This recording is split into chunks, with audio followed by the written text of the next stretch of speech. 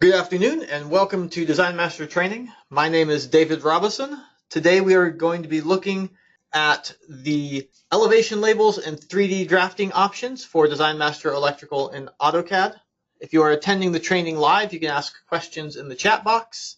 If you are watching the recording of the training, you can call or email your questions. Our phone number is 866-516-9497 and our email address is support@designmaster.biz. I'm going to run the options command here, and we are looking at the elevation labels and the 3D drafting options. So these are down toward the bottom. And both of these sections actually deal with options related to our 3D modeling.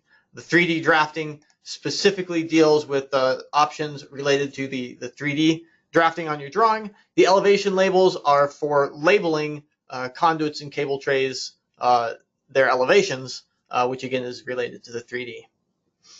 We're going to look first at the 3D drafting options, and then once we have some 3D stuff in, we can do the labels and look at the labeling options. The first option here is to insert 3D blocks on the drawing.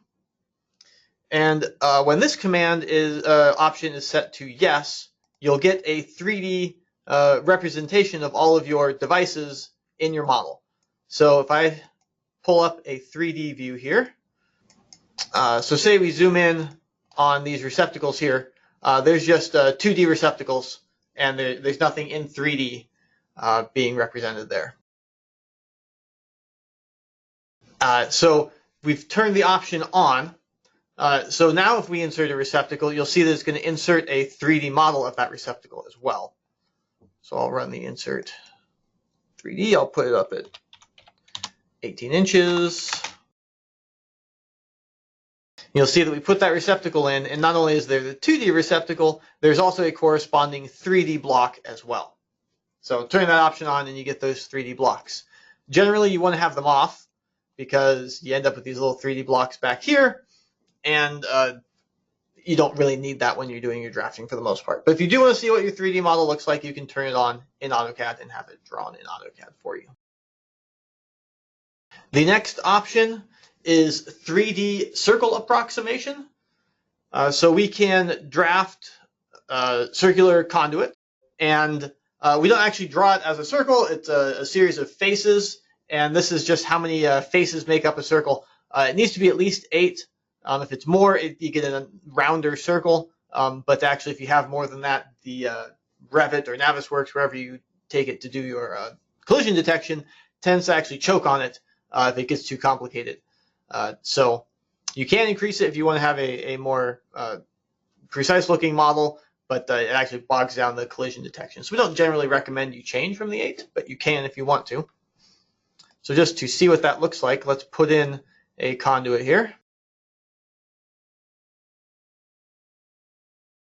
And if I zoom in, you'll see that it's an octagon. And then if we change our setting, we can have that with more precision. Go from 8 up to, say, 16. And if we update our 3D model here, we've got 16 sides to the circle rather than 8. So that's what that's adjusting. It gives you a smoother looking conduit, but again, it's usually not something that you want to do because the models that you send to other programs choke on it. Next, we have the option to whether you're drawing hangers in 2D or 3D. So we can draw hangers for our conduits and cable trays, and then you can specify whether you want that to show up when being drafted in 2D or in 3D. So that's currently set to yes, and if we turn the hangers on for that conduit there, we'll change the hanger type to a wrap hanger. We've got a bunch of options there for specifying hangers. We'll leave all those as they are. Click OK. And it's actually drawn it in 3D and in 2D. Let's take a look at those separately. I'm going to erase the 3D for the moment. So in 2D, we locate the hangers with a line and a circle to specify that's where that hanger belongs. And then in 3D, obviously, we do a rough 3D approximation. The main idea with the 3D is to have the hanger shown there so that for collision purposes you can check and make sure that it's not running into anything above it. And then the option is whether you want to show that or not. So that's currently set to yes for both. If I come down here and set it to no, if I then redraw this in 3D, you won't get any hangers, and then you can redraw it in 2D, and you won't have any hangers either. So it's just a choice as to what you want to show in your drafting. And you'll see the little green lines. Our conduit is always based on the center line. You'll see behind there's this green line. That's the center line of the conduit, and each of those little ticks is where a hanger is going to show up. And those will always be there because this is basically a construction line that's never ever going to be plotted. The final option is whether you want to show the background below the conduit and the cable tray. That's currently set to no. So if I take this and extend it out over this wall and draw the 2D, if you're using our hidden lines, basically the hide command is going to run before you plot.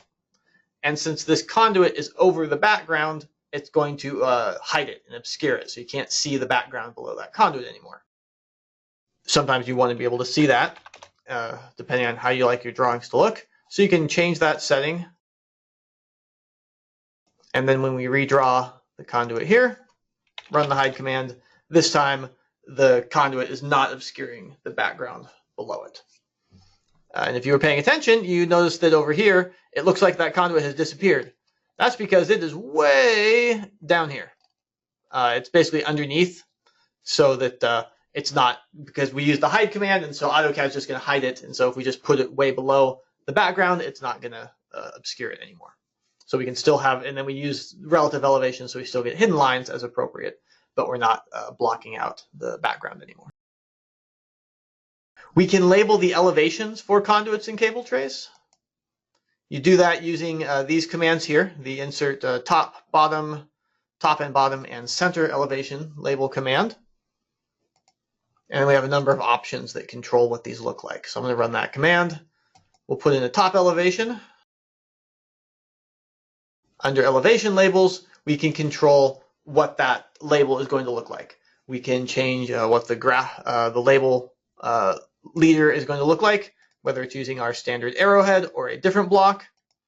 We can also change where it's pointing, if it's pointing to the center or to the edge of the conduit. So I'll change that. And so you'll see it's pointing here into the middle of it. If I move this, it'll redraw the whole thing, and now it's pointing to the edge. So you have the question of the option for where it's going to be pointing that leader. Then we have blocks for each of the elevation labels. So right now it's basically a square that we put the label in. And you can modify those and create new ones if you want to. And then we have what the actual label is. We have it set to be, for the top, it's T plus the elevation, B for bottom, and CL for the center line. So we could change that to something like this. If you want to, we could just say top. And then you can see here that it's not actually fitting in there, so we could go and modify that block to make it a wider block. Let's go ahead and do that. We will open this block up. Let me save this as a new drawing name, top wide. And then we can go into options and use that new block. So we've created the new block, we've specified it here in the options. And then we can insert a new top elevation, and it'll know to use that new block. Now it actually fits nicely. That is it for 3D drafting and elevation labels. Does anyone have any questions related to those features or anything else related to Design Master Electrical?